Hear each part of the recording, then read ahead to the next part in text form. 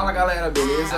Voltamos aqui, então agora vamos começar a estudar um pouquinho mais sobre ligação iônica, tá? Olha só, vou começar com um exemplo aqui, né? Vamos pegar o átomo de cloro, tudo bem? Cloro. Número, se eu for na tabela periódica, eu vou verificar que o número atômico dele é 17, certo? Se eu tenho então 17 prótons no núcleo, para esse elemento no estado fundamental ou neutro, ele vai ter 17 elétrons na eletrosfera. E a gente vai distribuir esses 17 elétrons de acordo com o diagrama de Linus-Pauling. Então, seguindo a sequência, vai ficar 1s2, 2s2, 2p6, 3s2, 3p5. Vamos contar. 2, 4, 10, 12, 17, certo? Onde a minha camada mais externa, ou seja, a camada mais distante, é a camada KLM, é a camada M, certo? Ou o nível 3. E no nível 3 eu tenho um total de 7 elétrons. Então eu posso dizer que eu tenho 7 elétrons na camada de valência, tudo bem? Bom, eu tiro algumas informações desse elemento. Bom, ele é um ametal, tá? E ele é da família 7A, tá? Ele é da família 7A. E aí eu vou pegar agora um outro elemento, que é o sódio, o Na. Se eu for lá, ó, esse aqui é o sódio, esse é o cloro. Então se eu for lá e olhar o número atômico, perdão, eu vou ver que o número atômico é 11. Esse cara, no caso, é da família 1A, portanto ele é um metal alcalino. Se ele é da família 1A, já sei que ele vai terminar com um elétron na camada de valência. Esse aqui, como era 7 elétrons, mas a gente vai distribuir, tá? De repente você não sabe o que eu estou falando, só voltar lá na aulinha de tabela periódica e distribuição eletrônica, a gente consegue entender melhor isso, tudo bem? Então olha só, 11 prótons no núcleo, eu vou ter então 11 elétrons na eletrosfera, certo? Vou distribuir esses 11 elétrons. Então 1s2, 2s2, 2p6, 3s1, 2, 4, 10, 11. Camada de valência, ou seja, a mais externa é a terceira, eu tenho um elétron na camada de valência. Bom, olha só pessoal, o que a gente tem aqui? Lembra que a gente falou que para se estabilizarem, os átomos se estabilizarem, eles precisam adquirir uma conformação eletrônica semelhante à de um gás nobre? Ou seja, ficar com 8 elétrons na camada de valência. Reparem que para o cloro está mais fácil, né? Falta só um elétron. Agora para o sódio, faltaria 7. Tá? Mas a gente não pode olhar só dessa forma. Essa forma é uma forma bem simples de a gente fazer uma análise. O correto é o seguinte, quando a gente olha para um ametal, por exemplo, né? O ametal, ele tem uma tendência muito grande de receber o elétron, tá? Por quê? Olha só, tem duas propriedades na tabela periódica importantes, né? Uma chama energia de ionização. Qual que é a energia de ionização? Energia necessária para você arrancar o elétron da camada de valência. Então, a energia necessária para eu arrancar um elétron da camada de valência do cloro é muito alta. Se é muito alta, é difícil de eu arrancar um elétron aqui. Então, é tendência um ametal, quanto mais para a direita da tabela, por exemplo, perder elétrons? Não, não é. Enquanto que o sódio, que é um metal, mais à esquerda da tabela, porque essa energia de ionização ela aumenta da esquerda para a direita, de baixo para cima na tabela periódica, tá? Então, para o sódio, por exemplo, essa energia já é mais baixa, ou seja, é mais fácil de eu arrancar o elétron da camada de valência. Então, energia de ionização alta, não tem tendência de perder elétrons, energia de ionização mais baixa, tem uma certa tendência de perder esse elétron, tá? Tem uma outra coisa, outra propriedade, né, chamada-se afinidade eletrônica. O que é afinidade eletrônica? É a energia liberada quando o elemento ganha um elétron. Então, se ele ganha um elétron e se ele ficar mais estável, ele vai liberar aquela energia, tá, que ele tinha em excesso. Então, ele vai ficar mais estável, vai ficar no estado de energia menor, certo? Olha só, quem libera bastante energia por ganhar um elétron são os ametais, por exemplo, ou seja, mais para a direita da tabela. Então esse cara, se ele ganhar um elétron, ele libera bastante energia, ou seja, ele fica muito estável. Então é viável para ele ganhar esse elétron. Enquanto que o sódio, se ele ganhar um elétron, ele não vai liberar muita energia. Tá? Ou seja, não é tendência para os metais, de maneira geral, é claro, receber elétrons. E sim perder elétrons. E para os ametais é uma tendência ele ganhar elétrons e não perder. Então olha só, pense aqui comigo rapidão. Se, né, para adquirir estabilidade, ou seja, ficar com 8 elétrons, o sódio, ele quer ficar com 8, não é tendência ganhar elétrons, então ele não vai ganhar 7 nunca. Mas é tendência ele perder. E se ele perder esse último elétron aqui, ó? E se ele perder esse último elétron? Se ele perder esse último elétron, ele passa a ter uma nova camada de valência, que será a número 2. Ou seja, na número 2 agora, eu tenho 8 elétrons. Eu tenho uma nova camada de valência com 8 elétrons. Ele se assemelha, portanto, a um gás nobre. E ele vai ficar mais estável. E de fato isso acontece. Então, se esse cara, se esse sódio no estado fundamental perder um elétron, ele vai ter agora 10 elétrons, 11 prótons, o que torna então, né, esse cara não um elemento no estado fundamental, mas sim um íon positivo, que a gente chama de cátion, no caso mais um. Coloquei o maisinho lá, ó. Por quê? Porque ele perdeu esse elétron, então ele não tem mais um elétron na camada de valência, agora ele tem 8. Mas quem vai ganhar esse elétron agora? Quem está precisando desse elétron? Olha lá, quem está querendo muito esse elétron é o ametal, que tem uma tendência muito grande de ganhar elétrons e ficar mais estável. E, nesse caso, ele só tem 7 na camada de valência, quer dizer, ele tem 7 na camada de valência. E se ele ganhar só 1, onde que entra? Reparem que cabe aqui, ó, no P, porque o P cabem até 6 elétrons, eu tenho 5. Então, se ele ganhar 1, vai passar a ter 6.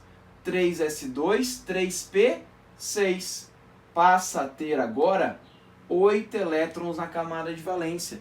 Claro, eu vou ter então 18 elétrons, 17 prótons. Eu tenho uma carga negativa a mais, que eu represento aqui em cima pelo sinal negativo. Passa a ter agora um íon negativo, que a gente chama de ânion.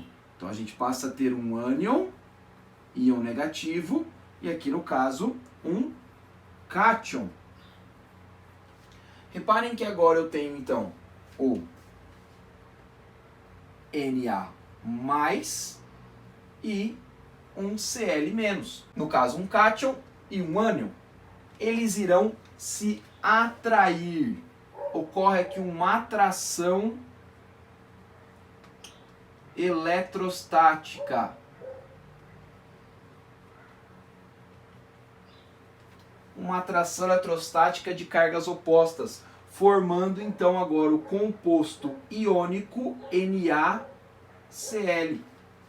Tem uma outra forma para a gente representar isso aí, que é o que a gente chama de representação de Lewis, ou representação eletrônica.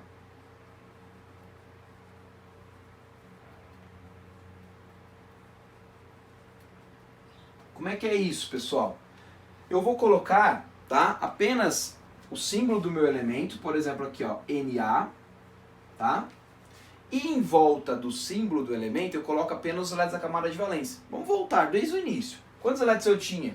1, não é, na camada de valência? Então eu vou representar aí, pode ser por bolinha, coração, xizinho, o que você quiser, tá? Então eu só coloco os elétrons da camada de valência ao redor do símbolo do meu elemento. Quem que eu tenho depois? O cloro. O cloro, no caso, tem 7. Eu vou colocar de azul aqui, ó. 1, 2, 3, 4, 5, 6, 7 elétrons. Então, esta representação, tá, conhecida como representação eletrônica ou de Lewis, é muito simples. Reparem que aqui a gente tem o sódio, a gente acabou de falar que ele é um metal e tem uma tendência muito grande de perder.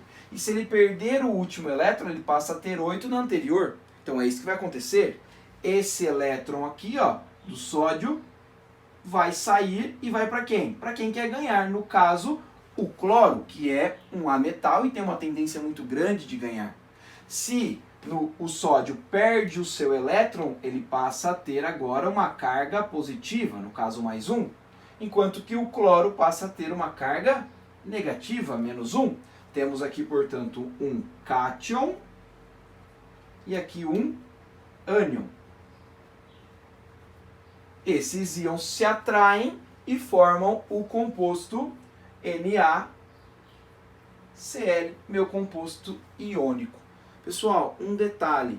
Inicialmente a gente coloca sempre o cátion e depois o ânion na fórmula, certo? Por isso que eu escolhi o sódio primeiro. Coloquei aleatoriamente? Não, né? Tem uma regra. Primeiro vem sempre o cátion, depois o ânion. Lembrando, né? O cátion é sempre positivo, o ânion é sempre negativo. Então o que a gente tem? Uma certa carga do cátion, que eu vou colocar carga X, e uma certa carga do ânion, que eu vou colocar Y. Tá? Existe até um macetezinho, né? O importante aqui é eu fazer o seguinte: essas cargas elas precisam se estabilizar. Então a carga mais 1 se estabiliza com a menos 1, ou vice-versa. Se eu tivesse uma carga mais 2, eu precisaria de duas cargas menos 1, ou então um íon de carga menos 2. As cargas precisam se estabilizar. Bom, só para finalizar, a gente tem aqui no meu composto formado o que a gente chama de cloreto de sódio. Facinho, não é? Então o que vai acontecer aqui basicamente? Alguém vai perder elétrons, outro vai ganhar esses elétrons, a formação de íons, esses íons de cargas opostas se atraem, formando o meu composto iônico. Tudo bem? A gente vai colocar sempre na fórmula o cátion primeiro, o ânion depois. As cargas precisam se estabilizar, certo? Agora, características desses compostos. Vamos lá, vou apagar o quadro e a gente vai falar das características dele. Só um minutinho. Pessoal, algumas características das ligações iônicas. Então vamos lá. Altos pontos de fusão e ebulição. Então se a gente encontrar esses compostos iônicos, geralmente eles são sólidos a temperatura ambiente. Tá? E eles possuem, né, um alto ponto de fusão, consequentemente também um alto ponto de ebulição. Os sais do nosso dia a dia aí são exemplos, tá, de ligações iônicas. Pega o NaCl, por exemplo, cloreto de sódio, sal de cozinha, né, muito comum. Ele é um composto formado por ligação iônica, ele tem um ponto de fusão, ou seja, passagem de estado sólido para estado líquido muito alto, tá? E aí o ponto de ebulição mais alto ainda. Tudo isso tem a ver com essa força, tá, de interação entre esses átomos, entre esses íons. Tá? Então, para quebrar isso daí requer bastante energia, uma ligação forte, por isso dos altos pontos de fusão e ebulição. Mas olha só, uma coisa interessante, né? Eles formam retículos cristalinos. O que é isso? Já deixei desenhado aqui para a gente analisar isso daí. O que acontece? Os meus íons, por exemplo, Cl-, ao redor desse íon vai ter apenas íons positivos, no caso do Na+. Para quê? Para estabilizar esse ânion negativo. Então, todos os íons eles vão se juntando, se organizando, tá? Numa estrutura bem definida. No caso aqui é como se fosse vários cubos. E cada cantinho vai ter um íon. No caso a gente consegue perceber que ao redor do íon cloro, Cl-, a gente vai ter aí, ó, 1, 2, 3, 4, 5, 6 íons sódio. Então reparem, né, que no plano do quadro eu tenho 1, 2, 3 e 4, no fundo eu tenho mais um e à frente do plano do quadro eu tenho outro. Então são 6 íons sódio ao redor. E é claro que em volta do íon sódio eu vou ter então 6 íons cloro. Olha lá, um lá atrás no fundo, teria um aqui na frente, tá, que eu não desenhei, à esquerda, direita, abaixo e outro acima. Então também são 6. Importante a gente entender que esses íons eles vão se organizando de uma forma bem definida, que a gente chama de retículo cristalino. Tá? Se você pegar e olhar no microscópio, você vai conseguir perceber um pouco esse retículo cristalino, porque vai formando pequenos, né, sólidos. Eu vou tentar colocar a imagem em algum canto aqui, pode ser aqui, agora, né, para vocês verificarem isso que eu estou falando, tá bom? Bom, isso é importante também para a gente chegar numa outra explicação. Eles conduzem bem corrente elétrica quando fundidos, ou seja, no estado líquido, ou quando dissolvidos em água, tá? Por que isso? Ah, mas sólido ele não conduz corrente elétrica? Não, tá? Tem um aparelho que a gente chama de condutivímetro, claro que aqui está muito simples, mas é bem fácil a gente entender. O que é? Se eu ligar na tomada uma lâmpada, ela vai acender, óbvio. Se eu abrir o circuito, os fios, tá? Essa lâmpada vai apagar. Então, para que essa lâmpada acenda, eu preciso fechar o meu circuito. Reparem que eu coloquei agora esses fios dentro de uma solução. Vamos considerar que nessa solução eu tenho água e NaCl. Neste caso, tá? Ocorre um fenômeno chamado dissociação. Quando a gente coloca esse NaCl em água, tá? Ele vai se separar. Esses íons eles se separam em Na mais e Cl menos. E eles vão interagir agora com as moléculas de água. Tá? É um tipo de interação que a gente chama de íon dipolo. Né? Então a gente vai encontrar agora o Na+, ao redor do Na+, várias moléculas de água, e ao redor dos íons Cl- várias moléculas de água. É o que a gente chama de solvatação. Tá? Isso é bem comum. Então reparem que a gente vai ter agora, na verdade, íons na solução. E eu tendo íons na solução, essa solução conduz muito bem corrente elétrica. Então o meu circuito vai fechar, os elétrons vão passar pelo fio, consequentemente pela solução, e vai acender a minha lâmpada. Tá bom? Então, esse é só um teste que a gente pode fazer no laboratório para mostrar que, né, compostos iônicos conduzem bem corrente elétrica quando dissolvidos em água. Ou então, quando eles estão no estado líquido. Mas aí passar para o estado líquido dá um pouquinho de trabalho, porque a temperatura é alta. Tá bom? Mas isso são características gerais dos compostos iônicos. Beleza, galera? Espero ter ajudado aí. Vamos para a próxima aula, que é a próxima ligação covalente ou molecular. Até mais, espero vocês. Valeu!